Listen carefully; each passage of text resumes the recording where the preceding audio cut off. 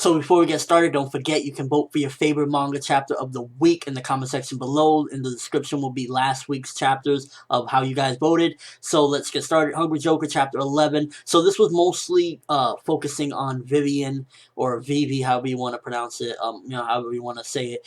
Basically her past and character development for her, and I'm loving that. We're getting character development for a character, and she just was introduced last chapter. Pretty good stuff. Her backstory, it's not the most original. We've seen something like this probably many times. It kind of reminds me of like some X-Men stuff. Pretty much she had the ruby of, I believe it's Sumer, in her body, and once they found out that that was in her body, her family pretty much disowned her, and they wanted nothing to do with her. They looked at her as a freak. Now you see the character, and I like this thing about the character. Instead of trying to hide it from them, she's like, whatever, I want all you guys to look at this.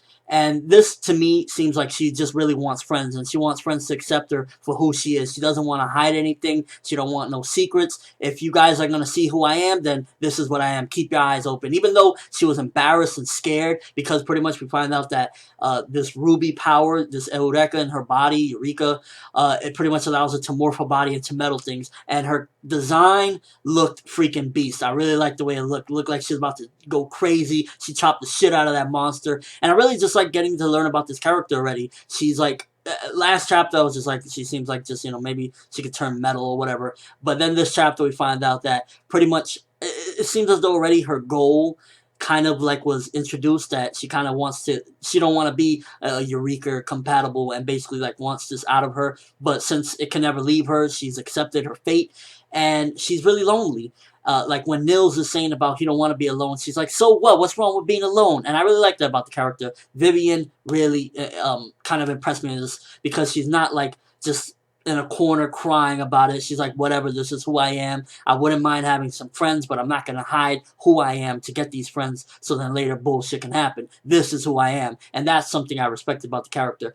Hilarious stuff, and one of my favorite parts of the chapter is when we find out at the end that Haiji was lying. That shit right there was gold. It's like, Haiji is not your typical shonen character. He is freaking hilarious. He's like, oh yeah, nah, I was just lying. I just wanted to see what you look like with your powers. Can you show me them again? You look awesome. Love that about him.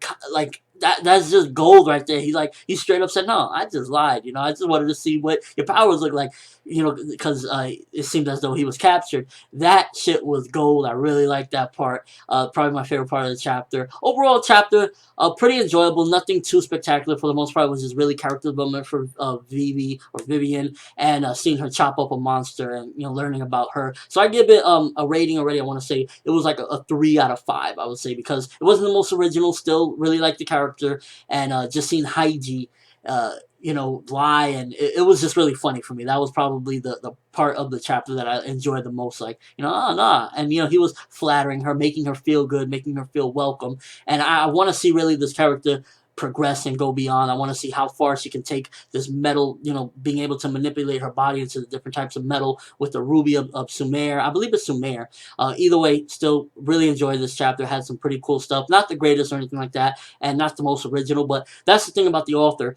I've noticed he takes things that already have been done, but he morphs it into his own different things, and he does have his original things as well. Like Haiji, you're not getting that in a shonen main character, and that's what some people say is a bad thing. Me, I personally enjoy that. I think that is something very different. He's not just goofy. He's not all over the place. He is very serious, and he has dry comedy to him, and that's hilarious to me. Like, I love seeing him just be himself and still be funny with what he does. That's something I love about it. And yeah, just my overall thoughts of the chapter was pretty good. 3 out of 5. Let me know what you think, though. What do you think about Vivian? For me, Vivian, I want to see her become like a staple already with this crew. She has a pretty sad past. Nothing too over the top. We've seen stuff like this. I'm not going to lie, it's not the most original. We've seen people that basically get ostracized for what they are, and having that in her body. I want to see, though, how did that get in her body? Like, how did Eureka just randomly get into her thing? Did somebody plant it in her? How did that happen? I would like to know. Maybe she ate it when she was a kid. Who knows? I would like to see more of exactly how that happened. Or is it a conspiracy? Are all the Eureka